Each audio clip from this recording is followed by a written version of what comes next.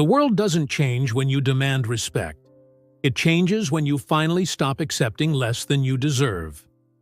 There's a particular kind of exhaustion that comes from spending 30 years making yourself smaller.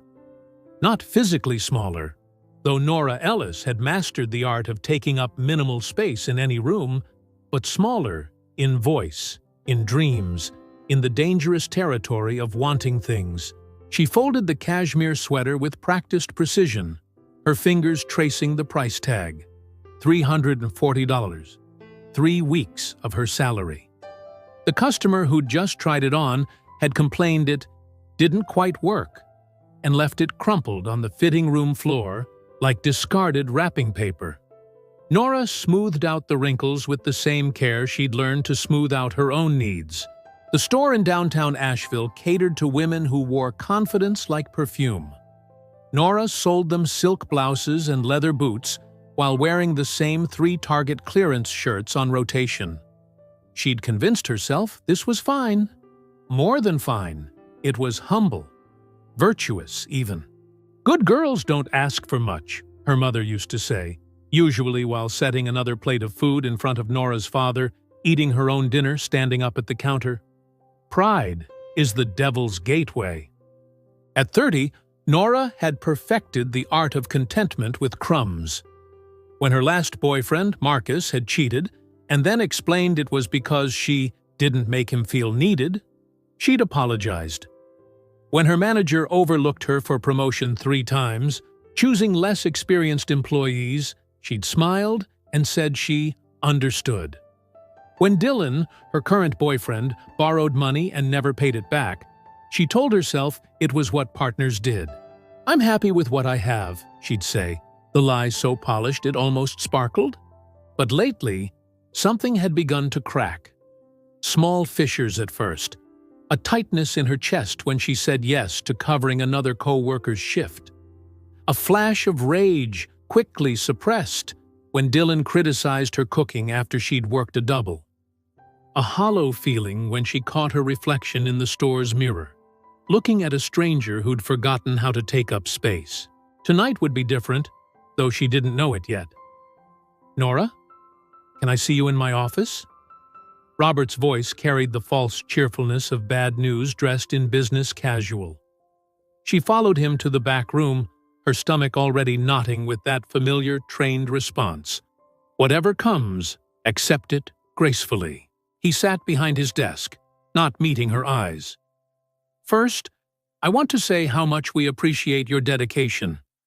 You're always reliable. Never complain." The word "but" hung in the air like a blade. "But corporate is making cuts. We need to reduce hours across the board. Starting next week, you'll be part-time. 17 hours. It's not personal, it's just, of course." The words escaped before thought could intervene. "I understand." Robert looked relieved. "Great. I knew you'd be reasonable about this. You're a team player, Nora. That's why we value you." Valued. Part-time. $400 less per month. How would she make rent? "Thank you for the opportunity," she heard herself say, the autopilot of agreeableness flying her straight into the ground. She gathered her things, the store suddenly too bright, too warm, too full of things she couldn't afford. The bus ride home blurred past, Asheville's trendy restaurants and brewpubs, couples laughing on patios, the whole beautiful world moving forward while she stayed pinned in place by her own inability to say no. Dylan was on the couch when she walked in, surrounded by chip bags and empty beer cans, controller in hand, eyes on the TV. "You're late," he said without looking up. "I'm starving." "I need to tell you something." Her voice came out smaller than intended. "They cut my hours at work. I'll be making less." Now he looked. "Seriously? Nora, we can barely afford this place as it is." "I know. I'll figure something." "You'll figure something out?" He laughed, harsh. "You can't even stand up for yourself at a retail job. How are you supposed to figure anything out?" The words landed like stones. She stood there, purse still on her shoulder, keys cutting into her palm. "You should be grateful I'm still here, honestly." He turned back to the screen. "Most guys wouldn't put up with someone so passive. You're 30 and folding shirts. Maybe if you had any ambition." She walked to the bathroom without responding, closed the door, locked it, and something inside her simply stopped. The bathroom was small, outdated, the kind of space that had seen 1,000 private breakdowns. Nora sat on the cold tile floor, back against the tub, and let the tears come. But underneath the crying, something else was happening. A stillness. A space opening up between the sobs. She looked at herself in the mirror, the cheap, frameless thing that came with the apartment. Her face was blotchy, mascara smudged, puffy. For years, she'd looked at her reflection and seen someone who needed to try harder, be better, earn her place in the world. Tonight, for the first time, she saw something different. She saw someone who'd been volunteering for her own diminishment. The thought arrived with the clarity of cold water. I did this to myself. Not the job cuts, not Dylan's cruelty, but the accepting, the smiling, the constant grinding work of making herself acceptable by making herself small. Good girls don't ask for much. The voice echoed, her mother's words, but beneath them, she heard something older, deeper, a conditioning that had nothing to do with goodness and everything to do with fear. Fear of being too much, wanting too much, asking for too much. Fear that her worth was conditional on her agreeableness. She sat in the silence, letting it fill her. Minutes passed, maybe hours. Time felt different here, in this liminal space between who she'd been and who she might become. In the quiet, with no one to perform for, no one to please, she found something she'd lost so long ago, she'd forgotten it existed. Her own voice. And it was angry. Not loud, not violent, but clear, crystalline. A voice that said simply, "Never again." Nora didn't sleep that night. She lay in bed next to Dylan's snoring form, staring at the ceiling, feeling the tectonic plates of her life beginning to shift. At dawn, she rose, made coffee, sat at the kitchen table with a notebook. The first deliberate action in a life that had run on automatic for 30 years. She wrote 3 questions. What do I actually want? What have I been accepting that I shouldn't? What would I do if I believed I deserved better? The answers came slowly, painfully, like light entering a room that had been dark too long. She wanted work that paid fairly, a partner who respected her, a life where yes meant yes and no wasn't a betrayal. She wanted to stop apologizing for taking up space. That morning, when Dylan woke and asked what was for breakfast, she said, "I don't know. What are you making?" He laughed, thinking it was a joke. When she didn't move, his face changed. Seriously? Seriously. It was such a small thing, such a tiny shift. But in the invisible architecture of their relationship, it was seismic. At work, Robert asked if she could cover Sarah's closing shift. "No," Nora said. Just that. No explanation, no apology, no, "I wish I could, but..." Just no. Robert blinked, confused. "Oh, okay, I'll find someone else." She felt dizzy with the simplicity of it. All this time she'd thought saying no required justification, defense, armor. But it didn't. It just required saying it. That evening, she came home to find Dylan on the couch, exactly where she'd left him.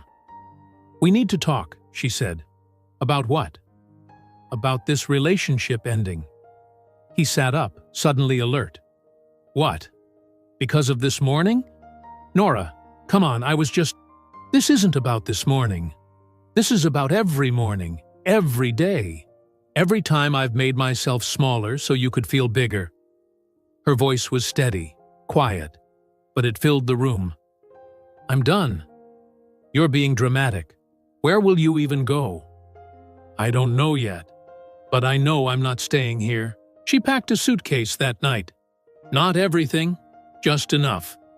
Called her friend Maria, who'd offered her couch months ago when Nora had mentioned, vaguely, that things were complicated. Maria said yes immediately. No questions asked. As Nora walked out the door, Dylan called after her. "You'll be back. You can't make it without me." She didn't respond, but in the silence of not responding, she found her answer. The next 3 months were the hardest of Nora's life. Maria's couch was uncomfortable. Her part-time salary barely covered essentials. She applied for better jobs and heard nothing back. Some mornings, she woke up panicking, convinced she'd made a terrible mistake. But she didn't go back. Instead, she learned to sit with uncertainty, to tolerate the discomfort of not having everything figured out, to differentiate between the fear of genuine danger and the fear of disappointing others. She started saying no to things, extra shifts that didn't benefit her, friends who only called when they needed something, that voice in her head that said she should be grateful for whatever scraps life tossed her way. And slowly, imperceptibly at first, things began to shift. A regular customer at the store, Mrs. Chen, who'd always treated Nora with kindness, mentioned that her daughter's boutique was looking for a manager. "I've watched how you work," she said. "You have an eye for detail, and you're kind to everyone. You'd be perfect." Nora almost said, "Oh, I don't think I'm qualified." Instead, she said, "I'd love to interview." The interview was terrifying. The owner, Lauren, offered her $14 an hour, more than she currently made, but still less than the position was worth. Old Nora would have accepted immediately. Grateful. New Nora, trembling inside but steady outside, said, "I appreciate the offer, but I know the industry standard for this role is $16.18. Given my 5 years of retail experience, I'd need at least $16 to make this work." Lauren raised an eyebrow, then smiled. "You know what? Fair enough. 16 it is." That night, Nora cried on Maria's couch, but this time they were different tears. 6 months after leaving Dylan, Nora was managing the boutique. It wasn't a fairy tale transformation. She still struggled with money, still caught herself defaulting to yes when she meant no, still had days where the old programming kicked in. But she was building something new, a life architected around self-respect rather than self-erasure. One afternoon, a young woman came in for an interview. Her resume was thin, her hands nervous. She reminded Nora of herself at 20. "I don't have much experience," the girl said, her voice apologetic. "But I'll take anything. Minimum wage is fine. I just really need a chance." Nora saw herself in those words, the preemptive diminishment, the bargaining down before anyone else could. She set down the resume. "Listen to me carefully," she said gently. "You're applying for a sales position that requires customer service skills, inventory management, and visual merchandising. Those are valuable skills. The starting rate is $15 an hour, not minimum wage, and I need you to promise me something." The girl looked up, confused. Don't ever walk into an opportunity saying you'll take anything. You're not anything. You're someone with time, energy, and skills to offer. When you tell someone you'll accept anything, you're teaching them to value you at nothing. The girl's eyes filled with tears. "My mom always said I should just be grateful for whatever I can get." Nora's heart cracked open. "I know. Mine said the same thing. But grateful and worthless aren't the same thing. You can appreciate an opportunity while still knowing your worth." She hired her on the spot. That evening, Nora went back to her new apartment, a small studio she'd scraped together enough to rent. On the wall, she'd hung the old bathroom mirror from Dylan's place. She'd taken it when she moved out, though she couldn't explain why. Now, looking at its scratched, cheap surface, she understood. The cracks weren't damage. They were proof. Proof that breaking is sometimes the first step toward wholeness. That the version of herself who'd cried on that bathroom floor had done the hardest work. Not changing the external circumstances, but changing the internal switch. She'd stopped waiting for the world to grant her permission to value herself. And in that stopping, everything had shifted. A year after that night on the bathroom floor, Nora barely recognized her life. She'd been promoted to regional supervisor, overseeing 3 boutiques. She'd started dating again, slowly, carefully. And when one man showed the same dismissive patterns as Dylan, she ended it after 2 dates instead of 2 years. She'd reconnected with her mother and, in a difficult conversation, had finally said, "I love you, but I won't accept being treated as less than. If you can't respect my boundaries, we'll need distance." Her mother had cried. Then, weeks later, called back. "I'm trying," she'd said, her voice small. "I didn't realize." It wasn't perfect, but it was real. The young woman she'd hired, Jessica, had flourished. Now she was training new employees, teaching them the same lesson Nora had taught her. Your worth isn't up for negotiation. One morning, Nora received an email from Robert, her old manager. The store was closing. He was looking for work. He asked, in the kind of desperate tone she recognized intimately, if she knew of any positions. Old Nora would have bent over backward to help the man who'd cut her hours without a second thought.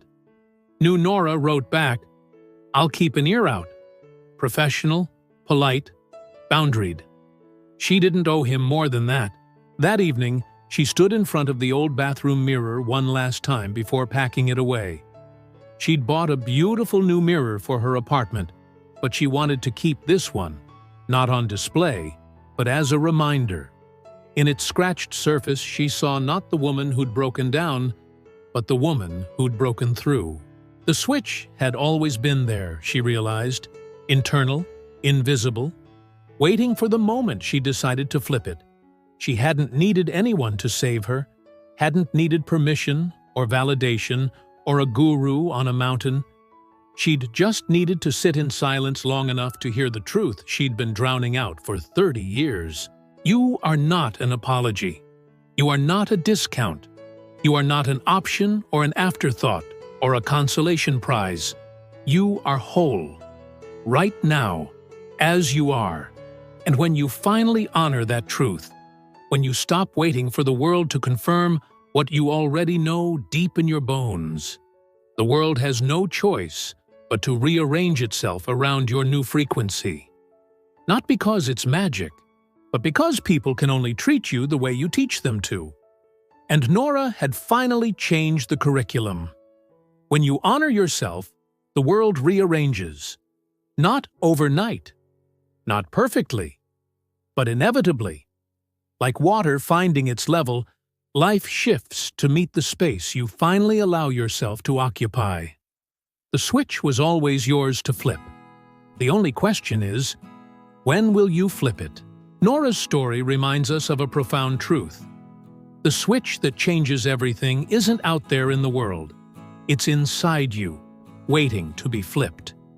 The moment you stop seeking permission to value yourself, life has no choice but to rearrange around that new truth.